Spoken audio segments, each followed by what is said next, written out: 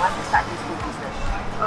First of all, I'm a foodie, and I feel that the market is lacking healthy food when I first started my business.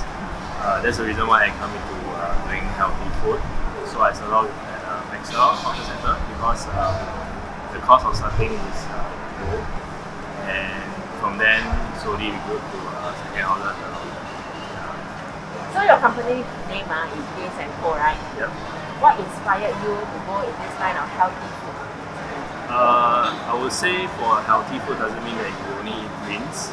It's healthy, so I'm thinking of venturing into different types of grains that apart from our rice to actually give us good nutrients and will not make us fat as well. Most importantly, very nice to the palate. Nice to eat, right? Usually people classify healthy food as not tasty, but I'm trying to make healthy food really tasty. So far, since how many years have you been in this business already? I'm in this business for 8 years, starting from Maxwell. Okay, so were there difficulties that you faced when you first started up? I understand that you first started up at Maxwell Hawker Centre, right? So then after that, you came over to Timber Plus. Then eventually now you're going to open your third outlet. Yeah. So were there any challenges that you faced throughout this whole period of starting from your business and then during sustaining your business, and then even this year when we have our COVID situation, did it actually affect you? Share with us what are some of your challenges? Different stages of the business journey actually have different types of challenges. First of all, in Maxwell Hawker Centre, the challenge is how to get the product right as well as the price right for the type of customer in Hawker Centre. And along the way is how to build your brand. And eventually you have a second outlet and you have manpower under you. That is another type of problems. How you want to nurture your staff, how you want to create that kind of culture in the company. And so beginning is more on the food, but eventually it become more on the HR or the manpower. So when COVID hits us, it's become more on the social media. You know, we need to do more marketing, to do our branding, as well as a lot of changes. Okay, a lot of. So the COVID situation, did it hit you very hard? For COVID? Because actually, especially during the lockdown period, everybody was not able to get out of the house. So were there difficulties? You know, there actually a lot of F&B actually closed down as a result because they cannot sustain, the paying of their workers, Yeah, it definitely hit us a lot, especially our outlets are all in the CBD area. So it's all the working crowd. So when everybody work from home, that's where our sales dropped from 100% to maybe like 20% or 10%. So for that, we actually, in the beginning, we actually thought of letting go of some of our staff.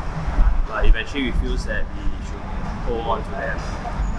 Everybody's having a difficult time. So what we came out is we do online delivery. So what we do, we market on Facebook, Instagram, and eventually we take our orders through WhatsApp, and then we work with outsourced drivers to deliver to our customer island-wide at no delivery charge. So the catch is that because a lot of people is doing delivery, so the catch is that we do a free delivery. So at least we can have a big pool of customers come to us.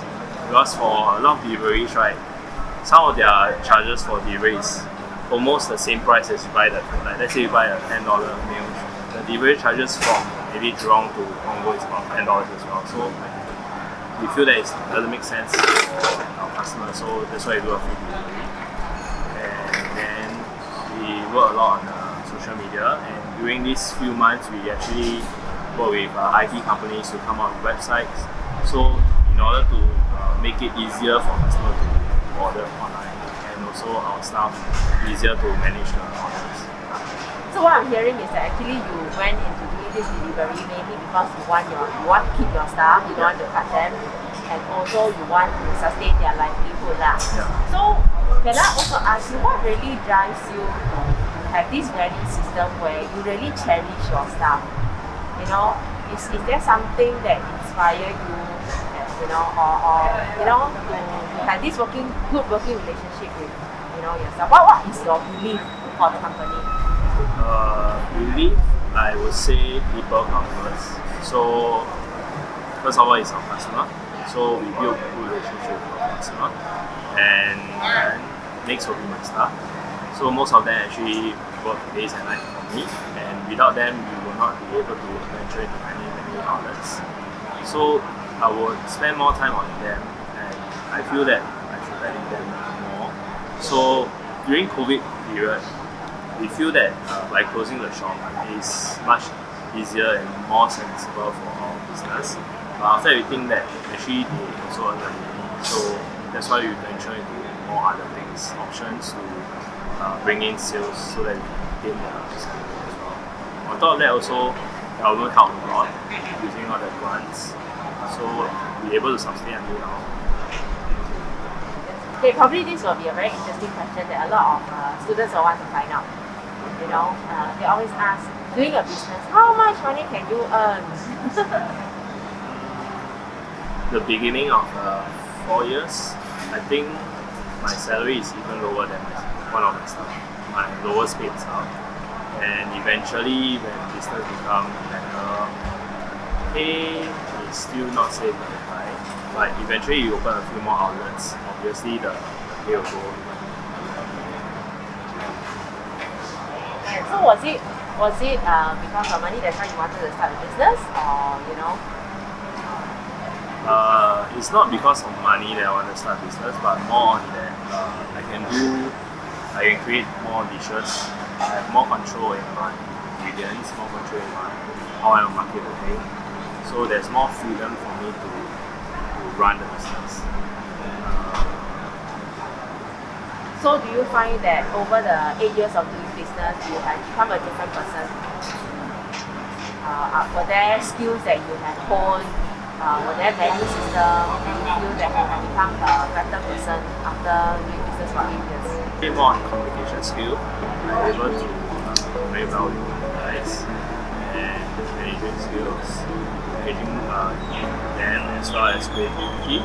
I'm able to create more interesting dishes to entice the customer. So name me one of the creation that you are the proudest of. Local delights that I make in cubes that we can use it for tapas, for events, and we have clients like banks to actually buy them from us to share with their clients. I think that's one thing I'm proud of. In order to have a nasi lemak cube, I think it takes quite a lot of R&D. So the whole idea is to have nasi lemak in one cube, chicken rice in one cube, laksa in one cube. So actually, clients get to eat every flavor of Singapore. Okay. So that's your designer food. Designer food.